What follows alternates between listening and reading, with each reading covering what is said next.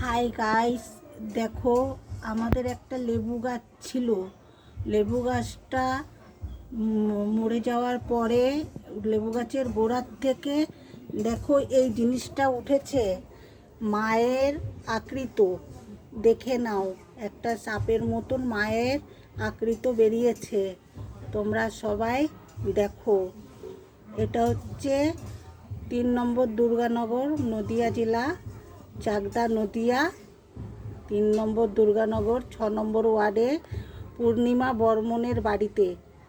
দেখে নাও, মা মনসার মন্দির আছে, তার পাশে একটা লেবু গাছ ছিল। এই যে মন্দির মা মনসার, প্রত্যেক বছর পুজো হয়। এই মা মনসার মন্দিরের পাশে একটা লেবু গাছ ছিল। ওই লেবু গাছের গোড়ার থেকে এই আকৃতিটা বেরিয়েছে। তোমরা সবাই দেখো, এই রকমই কালার, এই রকমই রঙের নিজে নিজেই বেরিয়েছে। সবাই দেখো। পুজো দেওয়ার জন্য সাহায্য করে। হ্যাঁ, সবাই পুজো দেওয়ার জন্য এনার মন্দিরটা যাতে ভালোভাবে বানাতে পারি এই আশীর্বাদ করো, আর সবাই সাহায্য করো।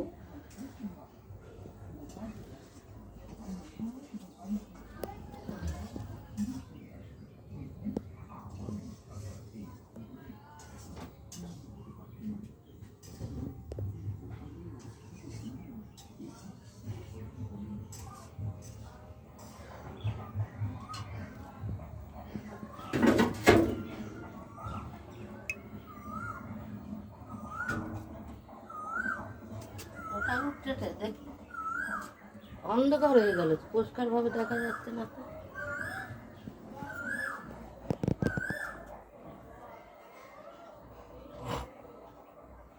বলে এই মাকে আমি প্রতিষ্ঠা করে পুজো করি এই প্রত্যেক বছর। এই যে দেখো, আমার বাড়িতে আমার মা মনসা দেবীর পুজো হয়, প্রতিষ্ঠা করে প্রত্যেক বছর পুজো করা হয়।